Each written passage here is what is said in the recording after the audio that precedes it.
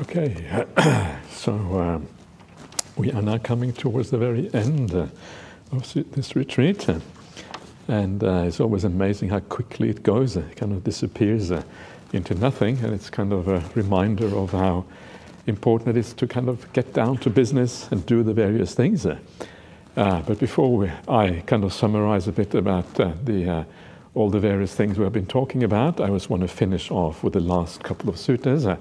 And they are quite profound. They're kind of interesting in their own way. But we'll have a look at them and then we'll summarize a bit towards the very end.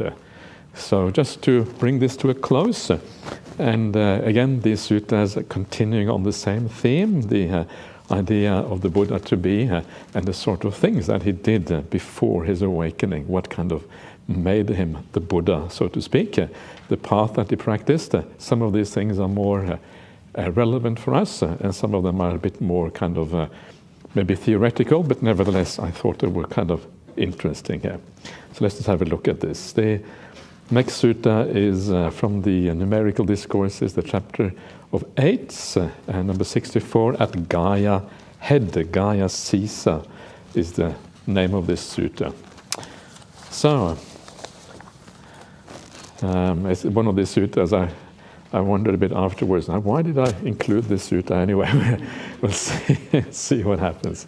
Sometimes life is a bit random here.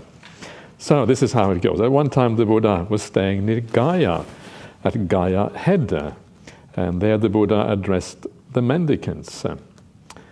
Gaya Head is the same place, I think, where the sutta, the Adita Pariyaya Sutta, the fire sermon, was addressed to the 1,000 fire ascetics soon after the Buddha's awakening. So this is like in the southern part of the Ganges region, close in Magadha, not so far from Rajagaha, and that area, close to the place of awakening itself.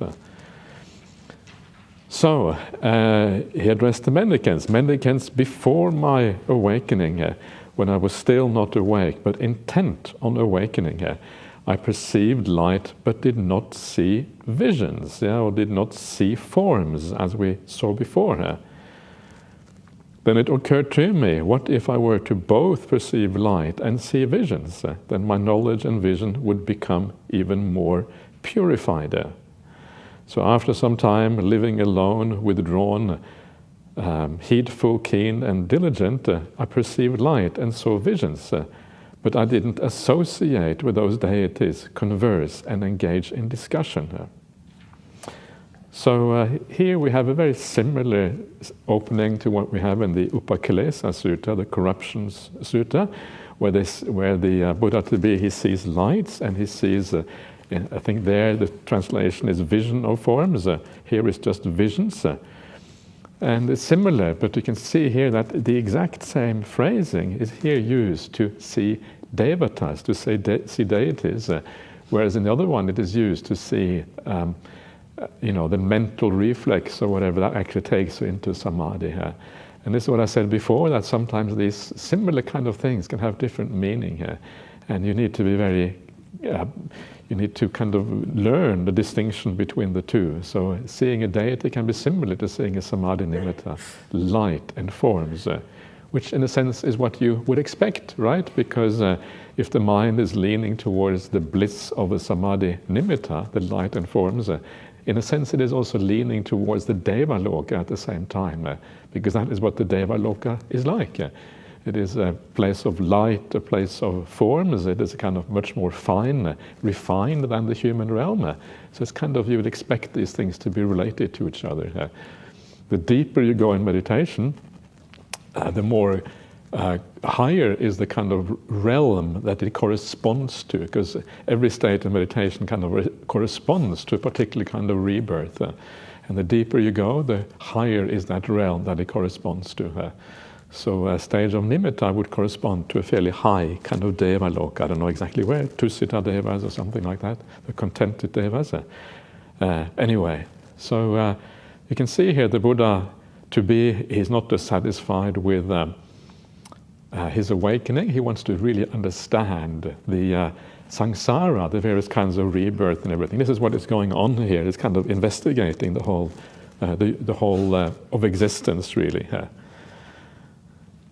So he perceives light, and then he also wants to see the visions of forms. And after some time, and of course, again, living alone, eka is the Pali word here, withdrawn, can't remember what the Pali word is, but anyway, either way, so he's in solitude and he's also heedful, keen, and diligent. The same phrase we have been seeing all along here. So he sees them, and then the next thing he wants to converse with them and engage in discussion with the deities. And having a conversation with them. And obviously the idea here is to find out about them, to see what kind of beings they are.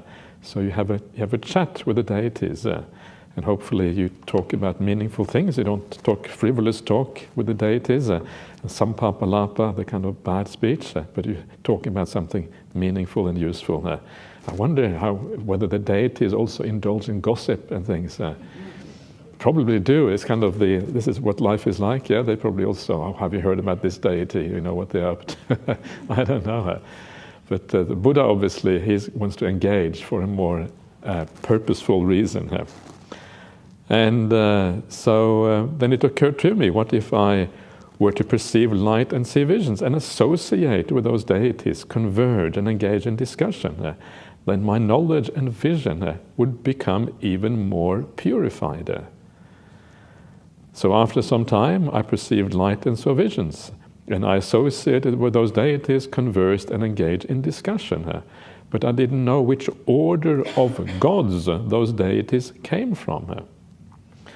Then it occurred to me, what if I were to perceive light and see visions and associate with those deities, converse and engage in discussion, and find out which order of gods those deities come from? Then my knowledge and vision would become even more purified. So now he's expanding his understanding of what the world is like. In other words, what possible rebirths there are. The idea here is to get an understanding of samsaric existence, to understand how it works. It's obviously the idea here. It's hard to know exactly when this is happening, whether this is happening before or after his awakening experience, at the root of the Bodhi tree. It's difficult to know. It may have happened afterwards, that he spent some time after his awakening. We don't know exactly what he did at that time, but he did spend quite a bit of time by himself. And so the question is, what did he do at that time? And maybe this are the sort of things that he did to get a full understanding of samsaric existence. So he wants to find out the order, in other words, the various kind of possibilities of being reborn of these deities. So after some time, I perceived light and visions, I associated with deities, and I found out which orders of gods those deities came from. But I didn't know what deeds caused those deities to be reborn there after passing away from here. So karma and rebirth, So after some time, I found out what deeds caused those deities to be reborn there after passing away from here. But I didn't know what deeds caused those deities to have such food or such experience of pleasure and pain. So food here, the word is ahara, and ahara has this very general sense of nutriment in the suttas. A nutriment is anything that sustains you in a particular existence. And one of the things that sustain you is like the food you eat, the coarse food, ordinary food. But other things that sustain you are the things that make you interested in existence, that makes existence meaningful. It sustains your life in a certain realm. And one of those things is the will, volition, because the will, you identify with that, and as long as you can exercise your will, and you have a sense of purpose and a sense of meaning, so it is a nutriment for existence. It's one of the four nutriments.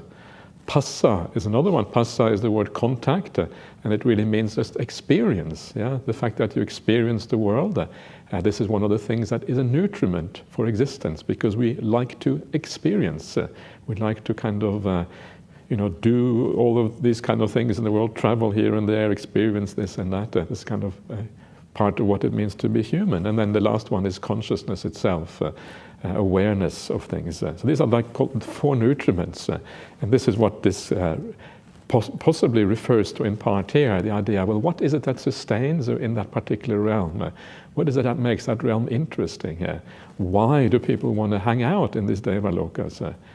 And of course, that is closely connected with the idea of pleasure and pain, because ultimately things are nutriments because they are considered positive, like a kind of pleasure, if you like. And so you want to understand the pleasure and pain in all of those realms. And then you start to understand why it is that beings hang out there, why they stay there for a certain amount of time, etc.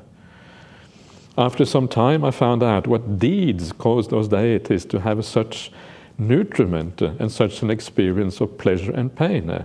But I didn't know that these deities have a lifespan of such a length. How long do you stay in these realms? There's another important part of samsara is the fact that these things are impermanent. How impermanent are they? How long? Maybe you stay there forever. And if you do stay there forever, then is it worthwhile or whatever? After some time, I found out that these deities have a lifespan of such length. But I didn't know whether or not I had previously lived with those deities. And this is one of the things the Buddha says elsewhere in the suttas, that we have all lived in all of these various realms. We have been there before. So we have done all of these things before, and now we found ourselves back to square one. We're back to being humans again, even though we had this incalculable bliss in the past at some point. We're kind of back to square one, and that sort of is off-putting. There is no way of controlling these things. Sometimes we think that we can control our samsaric existence. Okay, I understand rebirth, I understand karma, I have all the information I need, now I can control where I get reborn, just because I understand the mechanism, how the driving force behind rebirth. But of course, that is a misunderstanding of how samsara works, because we control things only to the extent that we are conditioned in a certain way. And if you are conditioned to do the right thing, you will do the right thing. And the conditions change. There is no self that kind of always ensures that you live in the right way or appropriately. Then you get deluded. You head in the wrong direction again. You start doing stupid things. And you get reborn into all kind of places where you don't want to be reborn. This is the problem, back and forth. So we've been there before, but we have lost it. We have had the greatest bliss in the universe that you can possibly have, living there for eons, and now we're back here again. It's like this snakes and ladders. You kind of fall down that enormous ladder that takes you back almost back to square one on this kind of board game. And sometimes it's even worse. Actually, human realm is not really square one. This is probably more like square 5 or something. But there are squares even earlier than that are even worse. And so this is kind of the problem. And so have I been there before? And of course, from the Buddha's point of view, you have been to all of these places before, except for one particular realm called the Suddhavasa. And the Suddhavasa is like called, Suddha means pure, and Avasa is like a place to abide, so they're often called the pure abodes. And these are realms that are only for non-returners. And so once you get reborn there, you are on the way out of samsara. Apart from that, you've been everywhere before. And it's kind of hard to imagine sometimes, isn't it? But this is what the Buddha is kind of saying here. Then it occurred to me, what if I were to perceive light and see visions, and associate with those deities, converse and engage in discussion, and find out which order of gods those deities come from, and what deeds cause those deities to be reborn there after passing away from here. Here means the human realm. And what deeds cause those deities to have such nutriment or food and such an experience of pleasure and pain, and that those deities have a lifespan of such a length, and whether or not I have previously lived together with those deities. Then my knowledge and vision would become even more purified. And after some time, I found out all of these things, including whether or not I had previously lived together with those deities. As long as my knowledge and vision about the deities was not fully purified from these 8 perspectives, I didn't announce my supreme perfect awakening in this world with its gods, Maras and Brahmas. This population with its ascetics and Brahmins, its gods and humans. But when my knowledge and vision about those deities was fully purified from these 8 perspectives, I announced my supreme perfect awakening in this world with its god, Maras and Brahmans, this population with its ascetics and Brahmins, its gods and humans. Knowledge and vision arose in me. My freedom is unshakable. This is my last birth. Now there will be no more future lives. So that is a curious little sutta. It's the kind of little things that you find in the corners of the Pali Canon. Not often seen perhaps, but it shows you that the idea of awakening means more than just the awakening experience. It means having more like a complete understanding of the nature of existence and what is possible. And so this is obviously an important part, to be able to be a teacher like the Buddha. Anyway, so that's just for your amusement, that little sutta. So I hope you are amused. And and now we come to the very last sutta of this retreat. This is called the City. And the main reason why I like this sutta is the simile. It has a beautiful simile in there. But it is also about the idea of dependent origination. And it shows us that the Buddha's awakening experience, a very important part of it, was an insight into dependent origination itself. So maybe we can have a quick review of dependent origination, just to kind of bamboozle everyone at the very end of the retreat. And then when you get bamboozled, then you come back next year because you want to understand what this really is about, right? This is the trick of the trade. You learn certain tricks after a while, and you have to kind of, you have to stop things at a certain point, kind of keep anyone on the knife's edge, and then they kind of, just like they do in these TV programs, right? They stop just before something is going to happen, and this is how these things are done apparently. So I'm just kind of following an old tradition there. Anyway, at Savatthi. Mendicants, before my awakening, when I was still unawakened but intent on awakening, I thought. So we're still, during these suttas, we're talking about the practice of the Buddha to be. And he thought, alas, this world has fallen into trouble. It is born, grows old, dies, passes away, and is reborn. Yet it doesn't understand how to escape from this suffering, from old age and death. And now we're almost back to where we started out on this retreat, where the Buddha was reflecting before his awakening on the noble search and the ignoble search. And the noble search is where you find a solution to these things, right? And this is what the Buddha's search is about, finding a solution to the problems of existence. And so now we're going to look at this search to the problem from a different angle, from the angle of dependent origination, how you find a solution to these problems. And then he says, oh, when will an escape be found from this suffering, from old age and death? Then it occurred to me, when what exists is there old age and death? What is the condition for old age and death? And again, this shows you how the Buddha to be always reflects. It is always about causality. It's about understanding the causes for things, because things only have solutions insofar as they have causes. When there is a cause, you can deal with the cause. If there is no cause, well, that means it is solid, it is a pillar, it stands firm in existence, it has an inherent essence to it that you cannot actually get away from. So either things have an inherent essence or they are causally originated. These are the two possibilities in the world. Or they can be random, that's the third reason, but random is kind of not really considered. It's either firm in existence or it's causally originated. And so, from the Buddha's point of view, he's always looking into causes. He never assumes that things have inherent essence. It is always causes that is the point.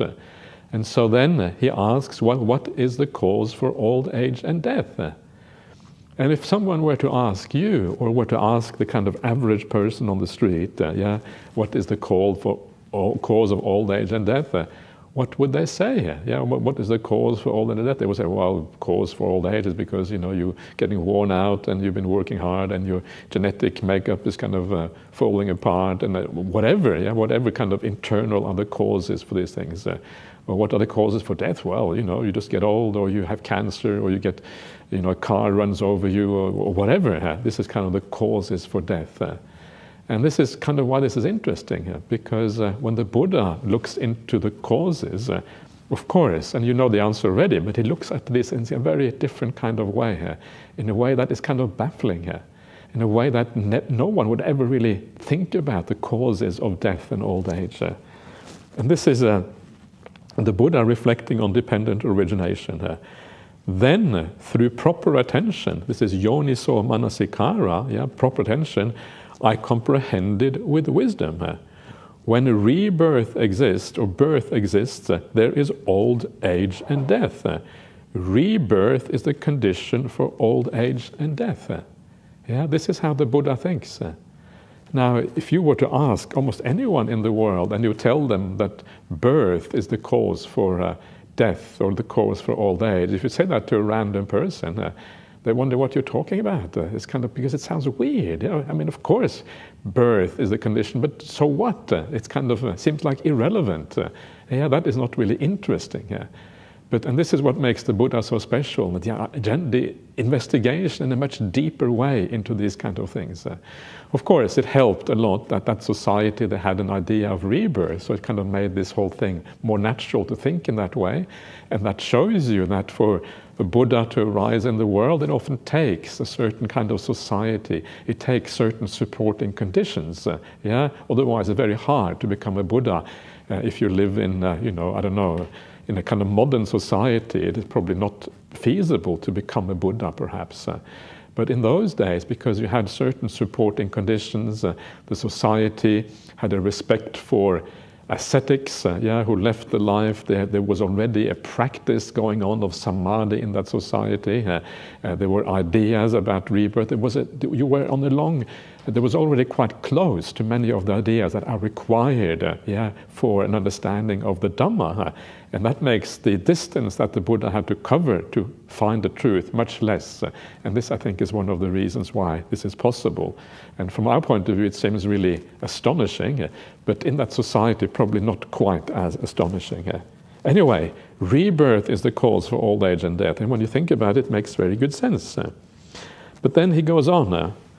Then it occurred to me, when what exists is there rebirth, continued existence.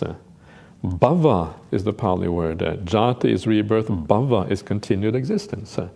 So you have to exist beforehand, for rebirth to happen. There has to be a certain existence. And exactly what that means is a controversial, what that bhava refers to.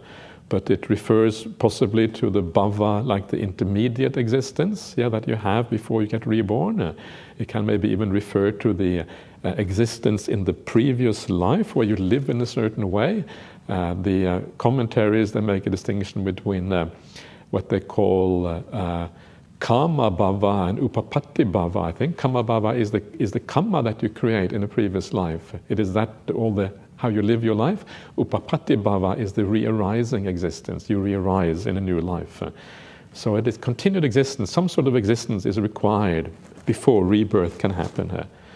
What is the cause for that? The grasping. The grasping here being the upadana, the picking up of things, the holding on to things in the world, all the things that we grasp in our lives that are important to us, that we pick up.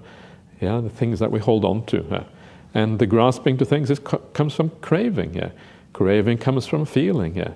Feeling Vedana. Vedana comes from passa, contact, or the experience of the world. We experience the world through the 6 sense fields, the salayatana.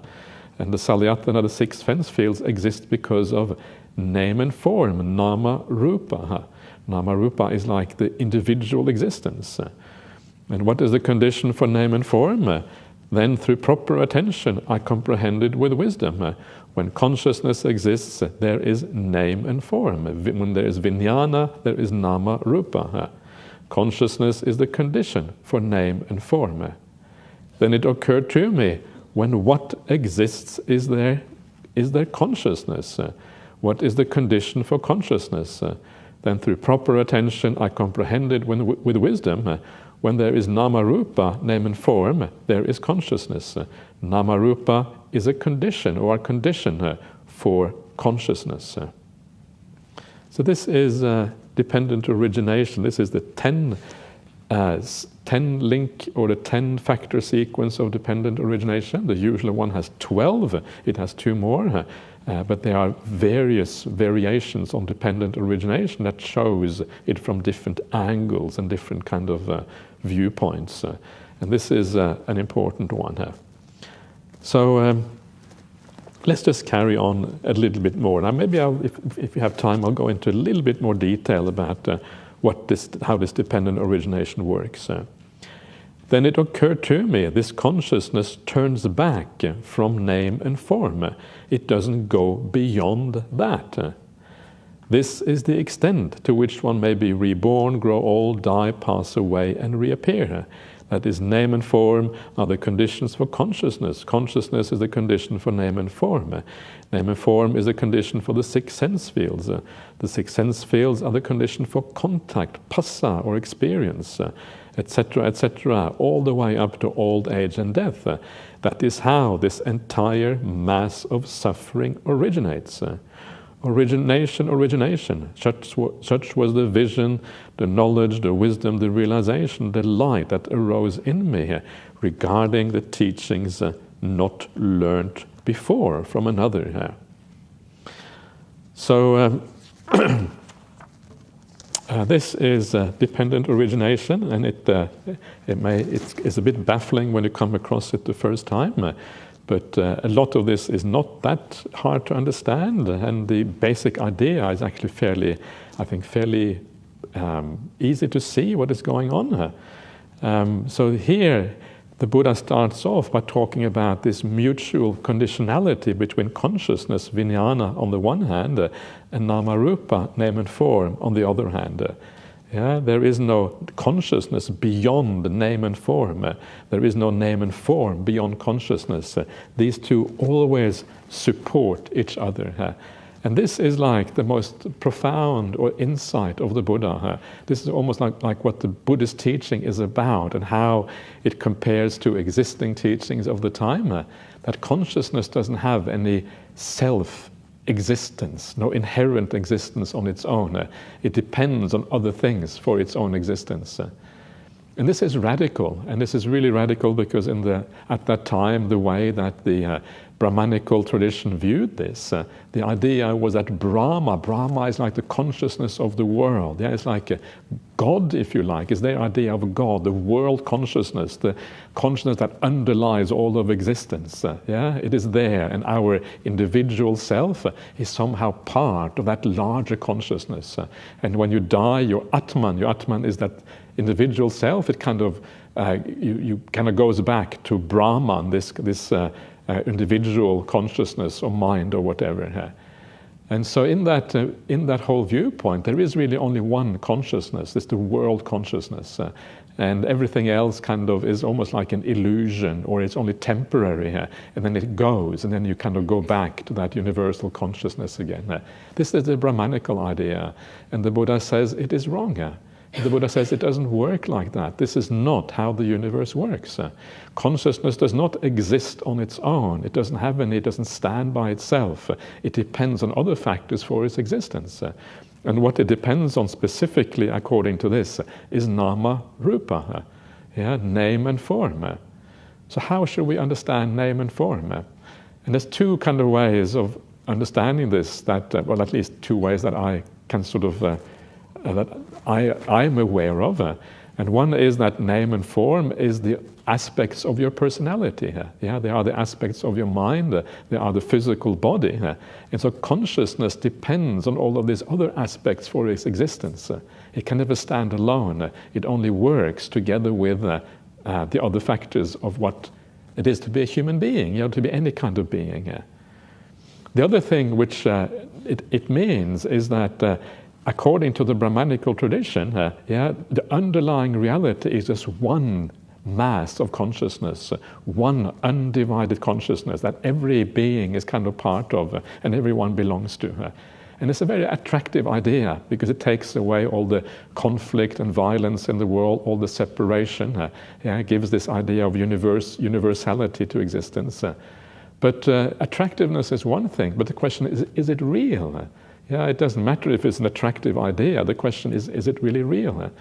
And the Buddha says, no, consciousness depends on name and form. Name and form are individuality. You have a name, you have a form. This is what makes everyone who they are. This is how we distinguish them from other beings, because they have that individuality, which is often known through name and form. That's how we differentiate people. And so consciousness depends on that individuality. Consciousness is never universal. It always relates to individuals. And so this is then a very profound criticism, if you like, of the Brahmanical religion, that this underlying idea of consciousness actually is a false view of existence. It always relates to individuals. And that changes things dramatically. So if you want to end the problem of the world, you have to, if you want to end your individuality or whatever, you have to actually end consciousness. So if individuality is a problem, and this is kind of what the Buddha says, consciousness itself must come to an end. And this is what this is about. So the consciousness here means just awareness. It means the ability to know anything at all. Depends on individuality, depends on the personality, depends on who you are as a person. Now, once you are a being, right, and then kind of this whole dependent origination emerges from that. Once you have an individual being, well, that being senses the world, and this is the 6 sense fields. This is how we kind of touch the world, if you like. So then they become a condition for the 6 sense fields. Once you have the 6 sense fields, the 6 senses, well, that is how you experience the world through those 6 senses. Passa, the experience of the world through the 6 senses. One of the most important aspect of that contacting or experience of the world is Vedana. Vedana is the next factor here, because Vedana is the feeling. Does the world feel good? Does it feel bad? Or is it neutral?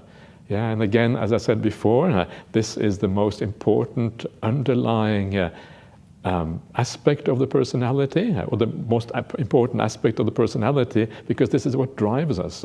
This is what motivates us in the world. We all want more of the good feelings, less of the bad feelings, and maybe if we have insight, we want the neutral feelings. But this is what makes us, motivates us in everything we do. And if you start to look at your life and what drives you to come here, on this retreat, to go back again when you finish, to do all the things in your daily life, everything is driven by this feeling. Vedana is what drives everything. That is what gives life meaning. The purpose is to find more satisfaction, more happiness, less suffering. This is why we choose almost anything in life. And because this is the motivating factor, then of course Vedana leads to craving, because craving is the movement in the world. That is the agitation, that is the restlessness, that is what makes the will start to do things, because craving comes from that, is motivated by the feelings in the world. And then when we crave things, because we crave things, we take things up. We take things up like we take up meditation practice, we take up living in a house, we take up having a job, we take up an education, we take up a spiritual path, we take up views and ideas about the world. All of these things are things we pick up, and then because we pick them up, we hold on to them, we grasp them, they become important to us, because these are the things that we do to satisfy that craving, underlying craving. And that grasping onto things in the world becomes the fuel. For the fuel for rebirth is often called the fuel. It drives us on because we're holding on to the world. Craving and grasping together attaches us to the wheel of existence, and then we continue existing as through that fuel. And this continued existence then drives us on. Yeah, and so that's how we get driven on, and then rebirth happens as a consequence. And then when you get reborn, of course, old age, suffering, and all of these things comes from that rebirth. So that is basically how dependent origination works. Yeah, there is one way of thinking about it. It goes back even further as well. So kind of behind the idea of consciousness and name and form is the idea of sankhara. Sankhara is the will again, and that will is kind of blind in Buddhism, and it's blind because it is conditioned by avidya. Avidya is the ignorance or the delusion about the world.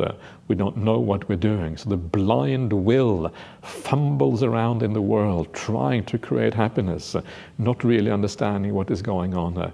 And as we fumble around, we hurt ourselves. Yeah, this is the dukkha of life, and we don't really know what we are doing here. So something like that is how this dependent origination works. And because avidya, ignorance or delusion, is at the root problem of dependent origination, you can then understand why the Noble Eightfold Path is about insight. It's about seeing things clearly, because it ends that ignorance and delusion at the beginning of dependent origination. So we gain insight, so we abandon that avidya, that ignorance, and then the whole thing unravels, because the root cause of dependent origination is gone. The whole thing unravels, and you make an end of dukkha, of suffering, as a consequence. That is a brief dependent origination in brief. And we have done retreats here before on just dependent origination, the whole retreat, so we can talk about this at great length, but you don't really need to talk about it in such great length, as long as you have a little bit of understanding can be helpful. So then the Buddha's inquiry goes further. He has now understood why there is old age and death, and then it occurred to me, when what does not exist, is there no old age and death? When what ceases, do old age and death cease? Then through proper attention, yoniso manasikara, I comprehend it with wisdom. When rebirth does not exist, there is no old age and death. When rebirth ceases, old age and death cease. Then it occurred to me, when what does not exist, is there no rebirth? When there is no continued existence. And then when there is no grasping, no craving, no feeling, no contact or experience, no six sense fields, no name and form. When what ceases, do name and form cease. Then through proper attention, I comprehend it with wisdom. When consciousness doesn't exist, there is no name and form. When consciousness ceases, name and form cease.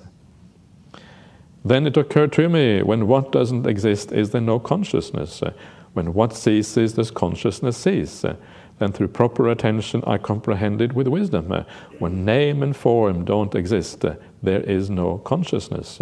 When name and form cease, consciousness ceases. Then it occurred to me, I have discovered the path to awakening. That is, when name and form cease, consciousness ceases. When consciousness ceases, name and form cease. When name and form cease, the six sense field cease, etc., etc. That is how this entire mass of suffering ceases. Cessation, cessation, such was the vision, the knowledge, the wisdom, the realization, the light that arose in me regarding teachings not learned before from another. So this is the Buddha's insight into dependent origination and understanding how this whole problem arises. And then, of course, the solution comes with that, and that solution is the abandoning of ignorance. And now comes this simile, and this simile is really the reason why I chose this sutta. I didn't really want to bring in too much dependent origination, but nevertheless, there you are. So this is the simile. Suppose a person was walking through a forest. They would see an ancient path, an ancient route traveled by humans in the past. Following it along, they would see an ancient city here, an ancient capital inhabited by human beings in the past. It was lovely, complete with parks, groves, lotus ponds, and embankments. Then that person would inform a king or the minister, "Please, sir, you should know this. While walking through a forest, I saw an ancient path, an ancient route traveled by humans in the past. Following it along, I saw an ancient city, an ancient capital inhabited by humans in the past. It was lovely, complete with parks, groves, lotus ponds, and embankments. Sir, you should rebuild that city." Then that king or the minister would have that city rebuilt. And after some time, the city was successful and prosperous and full of people, attained to growth and expansion. In the same way, I saw an ancient path, an ancient route traveled by the fully awakened Buddhas in the past.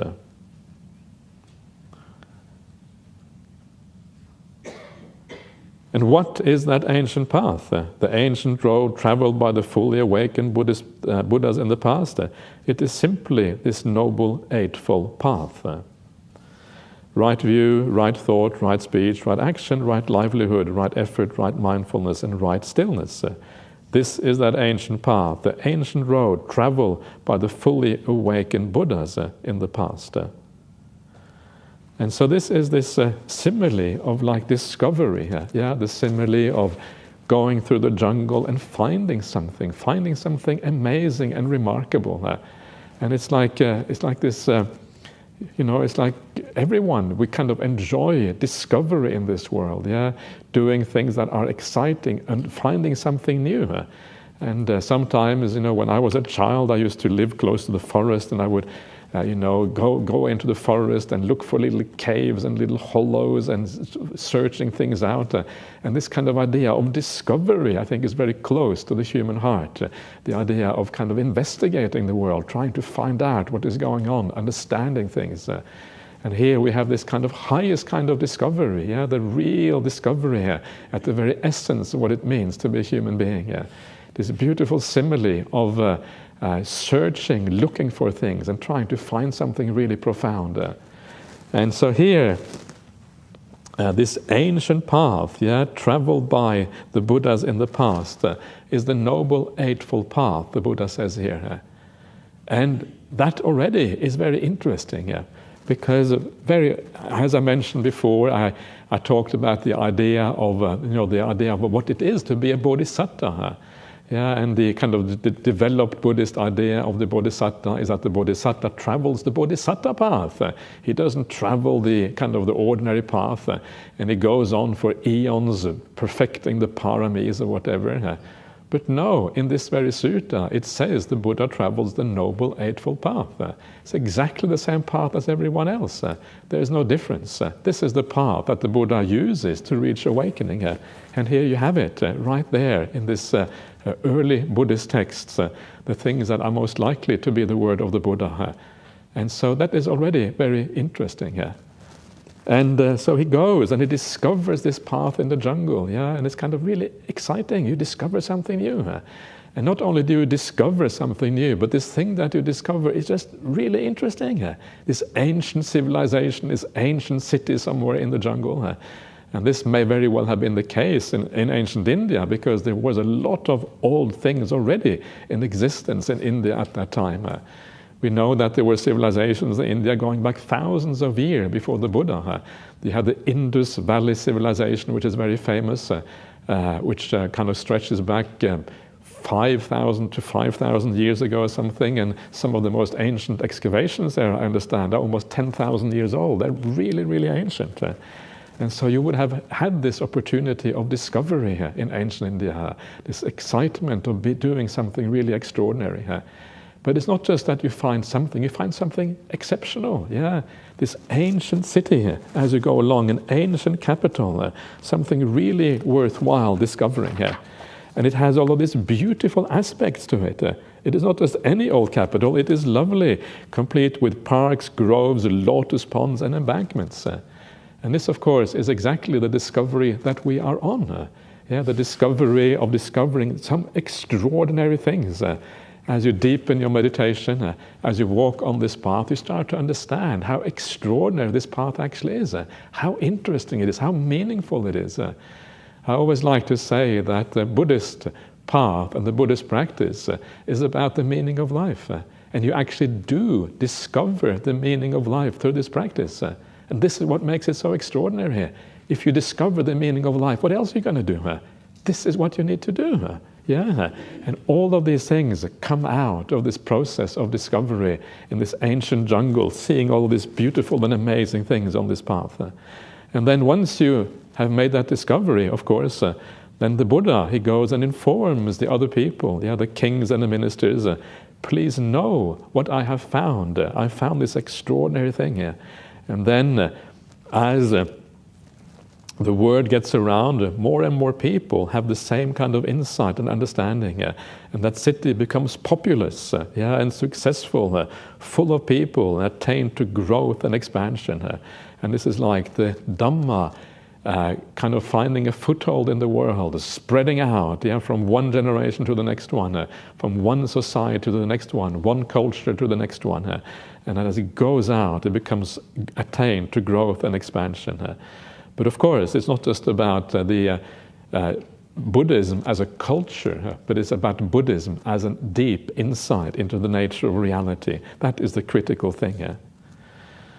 And and then the Buddha says, well, following along that path, the Noble Eightfold Path, I directly knew old age and death, their origin, their cessation, and the practice that leads to the cessation. Following it along, I directly knew rebirth, continued existence, grasping, craving, feeling, contact, the six sense fields, name and form, consciousness.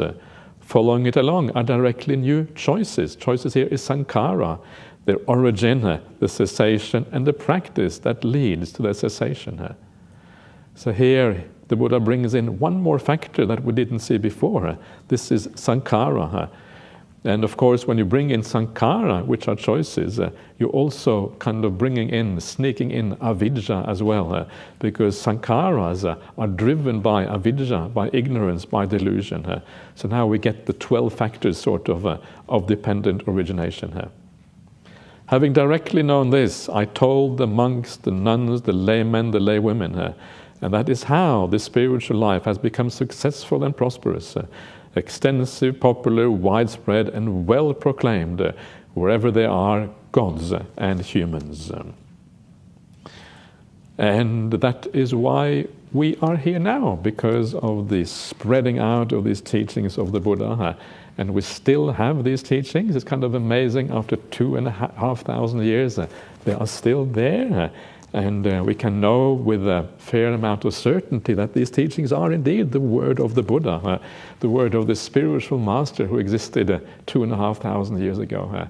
And we have inherited these teachings from the Buddha, still available. The path is still open.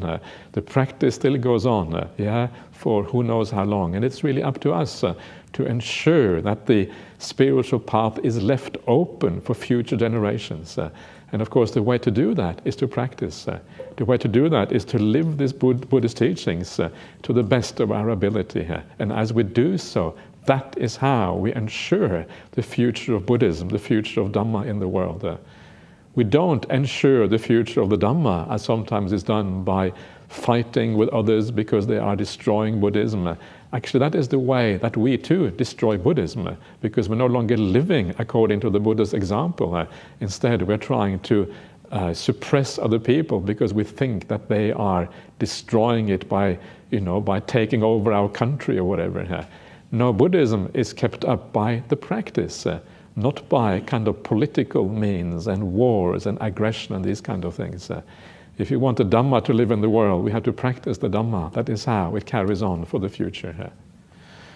So there you are. And this kind of gives you an idea, this little retreat, on how to do that, what it is that you have to do.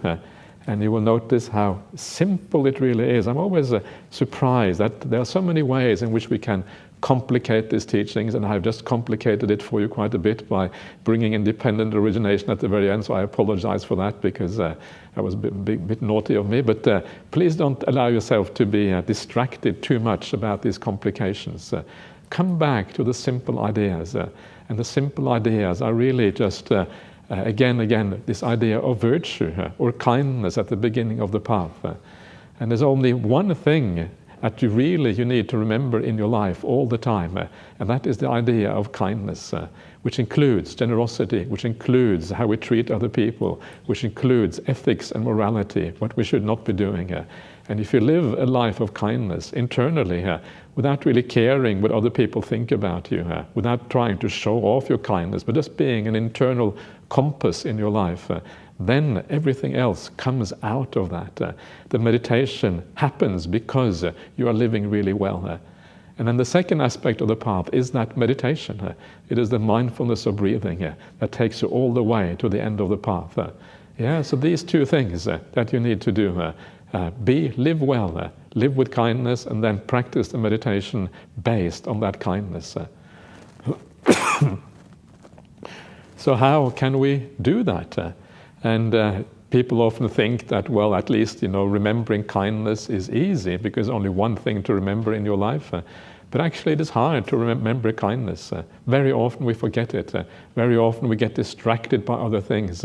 Very often we think that the things in life are important and we need to get this done. And then we forget actually what really is important, and that is the qualities you put into your acts rather than the actions themselves. And to remember this, one of the most important things is to come back to these teachings again and again and again. Listen to these teachings, read the word of the Buddha, go on retreats occasionally to kind of get the full breadth of understanding what the suttas are about. Come back to the simple teachings, just to listen to someone, to be inspired, to be lifted up, to allow yourself to carry on in the path. It's this kind of brainwashing. That's really what it is, right? But brainwashing is okay, because brainwashing is not really something that you can choose whether you want to be brainwashed or not. You are going to be brainwashed. You just have to choose the good kind of brainwashing. That's really what it comes down to. And so come back to the good brainwashing, and then gradually over time, everything gets built up. You remember what really matters in life. You do the right thing, and then the path progresses. So this is really what it is all about. So I wish you all the very best of luck with your practice. May you all have lots of success, lots of happiness, and lots of meaning coming out of these teachings. And then maybe, hopefully, we'll see you back here again at Jhana Grove down the track. I know some of you are going to come back because you always come back, which is great, until you don't come back anymore, which is when you don't come back. But in the meantime, you will come back. And that's kind of how things are here. And so that is all for now. And shall we say sadhu, Ananda? Now is a good time to say sadhu 3 times. Sadhu, sadhu, sadhu. And before we leave, I would also like to take the opportunity to thank everyone for your support. There's been lots of beautiful thank you notes already, but it is also something that I would like to do as well, and to thank the organizers. Sometimes it's very hard to know how much organization lies behind this. There's a lot of really hard work. And of course, those people who do that, they're making good karma, they're doing it out of the goodness of the heart, but nevertheless, it's wonderful to have a sense of gratitude for these people. And people like the caretakers here, Scotty and Christina, like Lehar, who pretty much runs this thing, Burr, who is also part of that team, the people in the kitchen, Norlia, and everyone else, and the many other people are helping out in little ways as well. And what a wonderful thing that is, that we can kind of build this thing up together in this way. And of course, there is, as someone mentioned the other day, Ajahn Brahm. Ajahn Brahm he is the vision behind much of this, and without him, this would never have happened. So very important to take account of Ajahn Brahm as well. And then thanking all of you for coming, and for kind of, maybe I can thank myself as well for being here. So it all kind of comes together in this way when we work together in this way. So let's continue to work together in harmony and peace in this way. And then everyone is going to prosper as a consequence. So there you are. So maybe we should end by again paying respect to the Buddha Dhamma Sangha one last time. And Actually, one of the people we should thank as well are the people who bring the food. Yeah, so many people bring the food every day, and it's kind of extraordinary when you think about it, bringing food for 60 people on a retreat like this, usually paying for everything themselves, doing all the cooking. And some of the people, they came twice during this retreat. Yeah. And it's kind of extraordinary to think of that. It's another kind of good basis for having gratitude for what is going on here. Okay, let's pay respect to Buddha Dhamma Sangha.